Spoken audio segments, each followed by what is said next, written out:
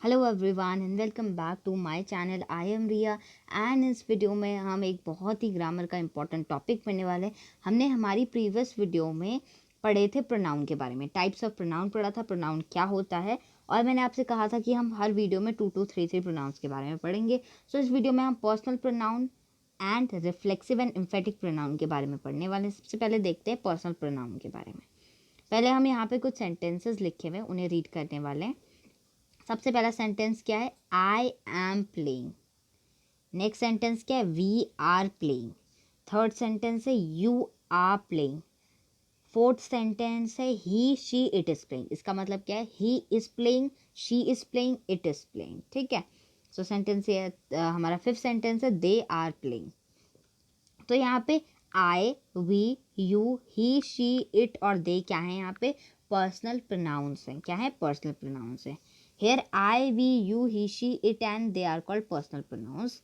यहाँ पर मैंने जैसा कि आपको बताया कि I, we, you, he, she क्या है? पर्सनल प्रोनाउंस हैं, क्योंकि ये 3 पर्सन्स के लिए स्टैंड करते हैं। देखते हैं कौन कौन से 3 पर्सन्स होते हैं। फर्स्ट पर्सन, सेकेंड पर्सन और थर्ड पर्सन होते हैं। जो आई और वी होता है वो फर्स्ट पर्सन के लिए स्टैंड करता है, सेकेंड पर्सन के लिए यू स्टैंड करता है, थर्ड पर्सन के लिए ही, शी, इट और दे स्टैंड होते हैं।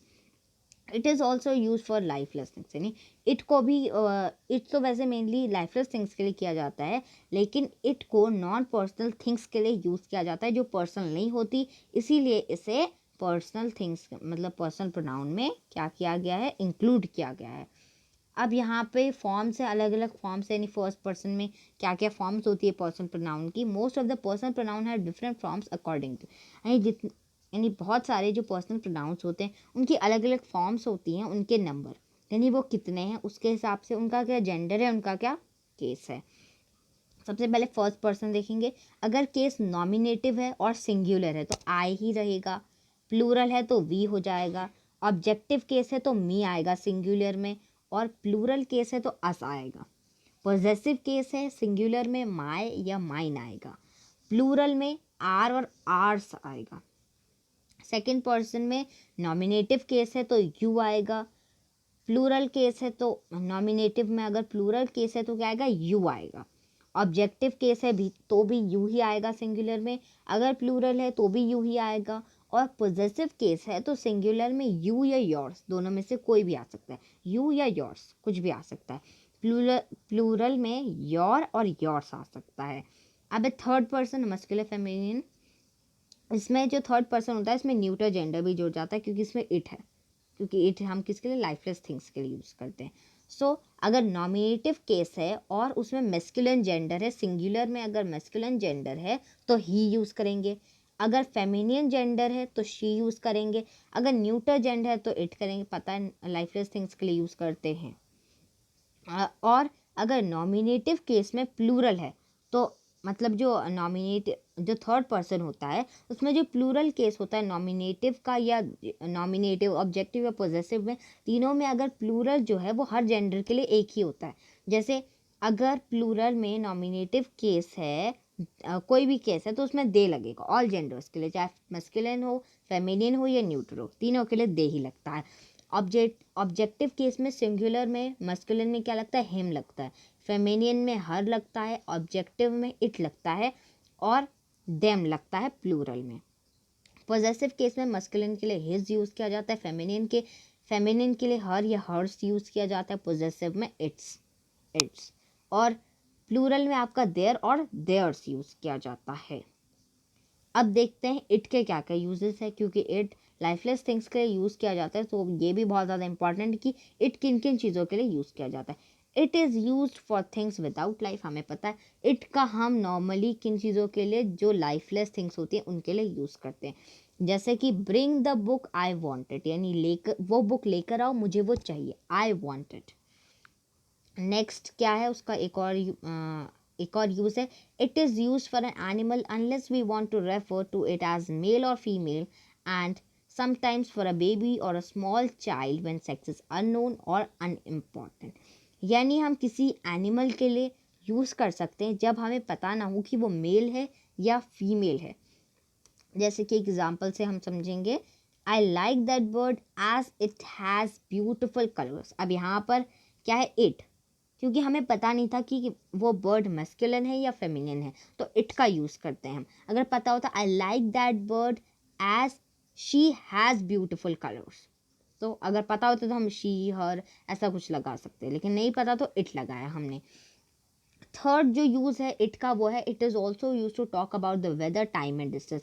इट का यूज़ हम टाइम बताने के लिए, वेदर बताने के लिए या डिस्टेंस बताने के लिए यूज़ करते हैं। एग्जाम्पल देख लेते हैं। इट्स 10 o'clock नाउ, अभी 10 बज रहे हैं, तो इट का क्या टाइम बताने के लिए किया गया है। नेक्स्ट सेंटेंस है इट इज़ रेनिंग हैवीली, यहाँ पे मौसम वेदर बताने के लिए यूज़ किया गया इट का। इट इज़ 2 miles फ्रॉम है, इस सेंटेंस में डिस्टेंस बताने के लिए इट का यूज़ किया गया है। फोर्थ यूज़ है इट का, वो क्या है, it is use as a provisional subject of a verb mostly when the real subject comes afterwards. यानी जो फोर्थ यूज़ है उसे एक प्रोविजनल सब्जेक्ट की तरह यूज़ किया जाता है वर्ब के, जब जो वर्ब हो सॉरी जो रियल सब्जेक्ट होता है, जो रियल सब्जेक्ट होता है वो बाद में आता है, तब हम इट का यूज़ करते हैं। एक सेंटेंस एक एग्जांपल से समझते हैं। It was impossible him to finish the work, है ना। तो इट आया क्योंकि उसके लिए इम्पॉसिबल था वर्क को कंप्लीट करना, फिनिश द वर्क, है ना। तो इट आया पहले क्योंकि जो सब्जेक्ट था वो आफ्टर यानी बाद में आया। फिफ्थ यूज है इट का, वो क्या है, it acts as a subject for impersonal verbs like appear, look, happen. यानी वो एक सब्जेक्ट की तरह काम करता है जब सेंटेंस में सीम, अपीयर, लुक और हैपन जैसे वर्ब्स आते हैं। It seems he is going to lose the game, ऐसा लग रहा है कि वो गेम लूज करने वाला है। यहाँ पर इट सब्जेक्ट की तरह यूज किया गया है। सीम यहाँ पर देख रहे हैं ना आप, सीम क्या है, यहाँ पे वर्ब है, वर्ब के सब्जेक्ट की तरह, यानी हम सेंटेंस में इट का सब्जेक्ट की तरह भी यूज करते हैं जब वर्ब्स आते हैं सीम, अपीयर, लुक और हैपन। सिक्स सेंटेंस है it is use to give emphasizes to the noun और प्रोनाउन फॉलोइंग द वर्ब। अब एम्फेसाइजेस का क्या मतलब होता है? एम्फेसाइज का मतलब होता है कि हमें हमारी बात पे जब सेंटेंस में जोर डालना हो।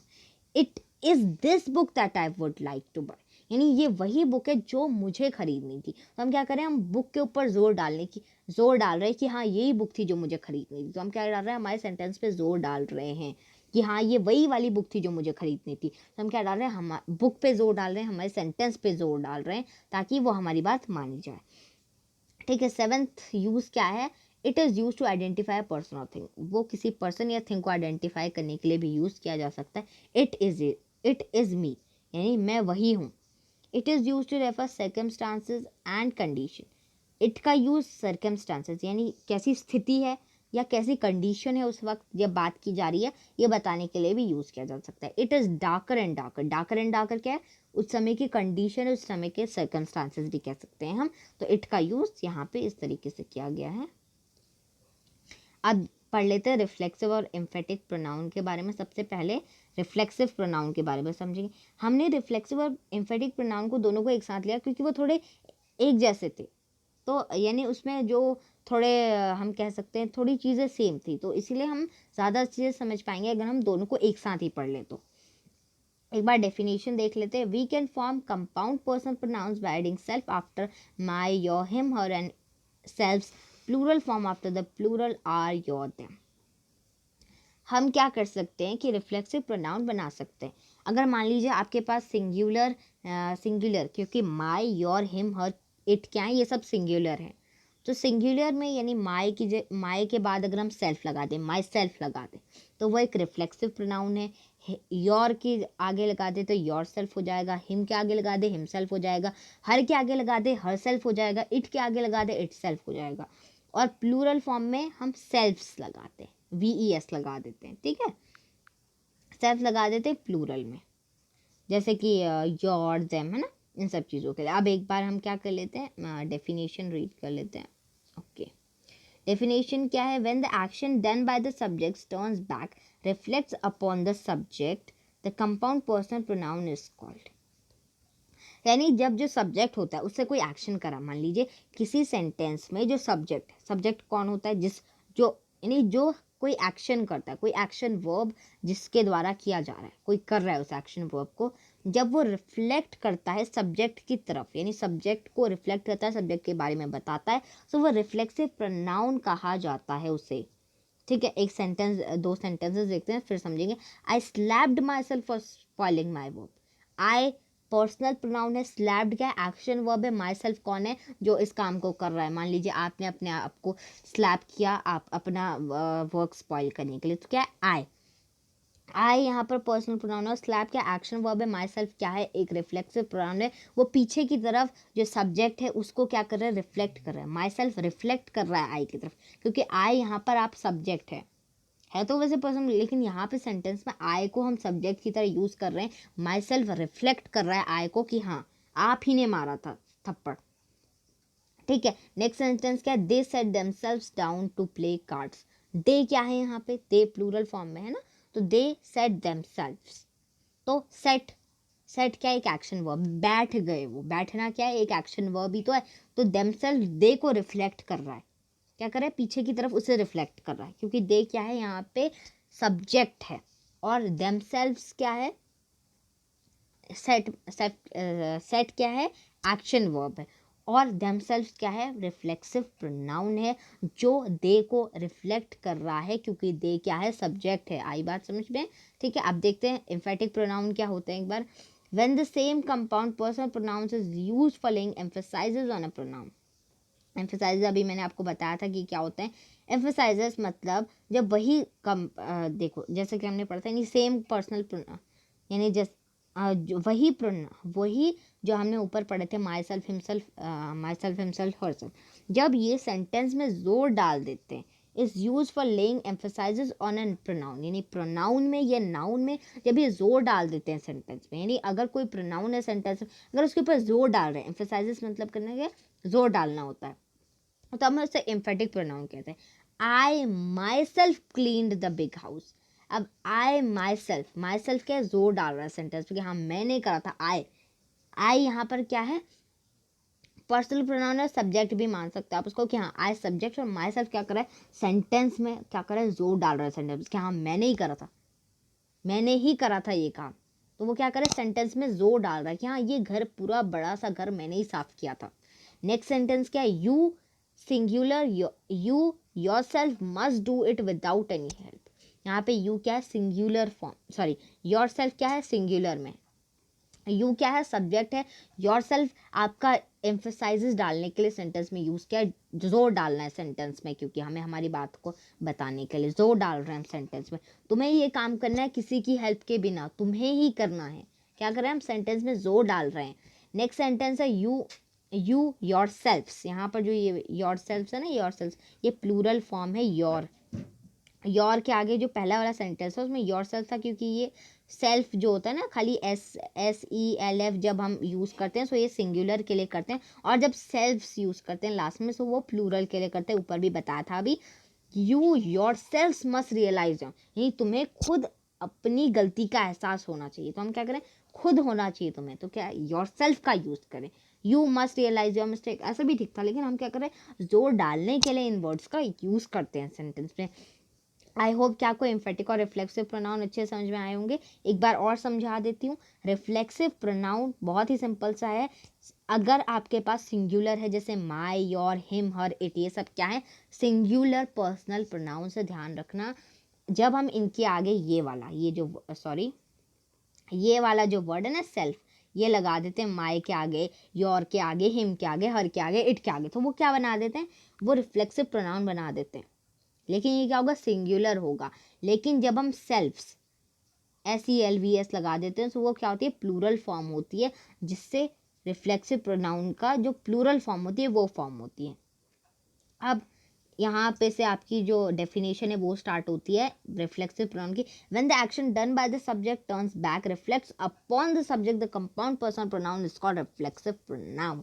अब जो एक्शन पता है ना सबको, एक्शन वर्ब पता है ना क्या होता है, जब जो सब्जेक्ट है वो काम कर रहा है, मान लो सब्जेक्ट ने कोई काम करा, when the action done by the subject turns back reflects upon the subject, यानी जो काम सब्जेक्ट ने करा उसे वो रिफ्लेक्ट कर रहा है, यानी सब्जेक्ट की तरह रिफ्लेक्शन हो रहा है, तो उससे क्या होता है, रिफ्लेक्सिव प्रोनाउन फॉर्म होता है। एक बार सेंटेंस फिर से रीड कर लेते हैं जो अभी रीड किए थे। I slapped myself for spoiling my book. जो माई सेल्फ है वो आई की तरफ रिफ्लेक्शन दे रहा है कि हाँ आई यानी मैंने ही किया था, इसीलिए माई सेल्फ का यहाँ पे यूज़ किया गया, और माई सेल्फ क्या सिंगुलर है इसीलिए यूज़ किया क्या है। नेक्स्ट सेंटेंस क्या, they set themselves down to play cards. Set क्या है यहाँ पे, एक्शन वर्ब है, बैठ गए, वो बैठना भी तो एक एक्शन वर्ब है। और दे क्या है यहाँ पे, सब्जेक्ट है, और देमसेल्फ यूज किया गया है दे की तरफ रिफ्लेक्शन देने के लिए, ताकि दे का पता चले कि हाँ दे भी सेंटेंस में है, उसका रिफ्लेक्शन उसको ज़्यादा इंपॉर्टेंस दी जाए, इसीलिए, है ना। सो क्लियर है। एक बार एम्फेटिक प्रोनाउन और बता देती हूँ। एम्फेटिक प्रोनाउन क्या होते हैं, जब वो प्रोनाउन या नाउन को क्या करते हैं, प्रोनाउन या नाउन की तरफ जोर डालते हैं, उसको हम एम्फेटिक प्रोनाउन कहते हैं। एक बार सेंटेंस रीड करते हैं, I myself clean the big house. Myself क्या है यहाँ पे, माई सेल्फ आपका क्या है, रिफ्लेक्सिव प्रोनाउन है। हाँ, आपने बिल्कुल ठीक कहा, रिफ्लेक्सिव प्रोनाउन है, लेकिन यहाँ पे माई सेल्फ का यूज जोर डालने के लिए किया गया है। क्या डालने के लिए किया गया है, जोर डालना है। आई यहाँ पे सब्जेक्ट है, माई सेल्फ यहाँ पे एम्फेसाइज, जोर डालने के लिए यूज किया गया है क्लीन द बिग हाउस। हाँ, मैंने खुद ही ये पूरा बड़ा सा घर साफ किया था। My self, I myself clean the big house. हाँ, जोर डाल रहे हैं हम कि हाँ आई यानी मैंने ही किया था ये काम। यू क्या है, sorry, you your self must do it without any help sorry.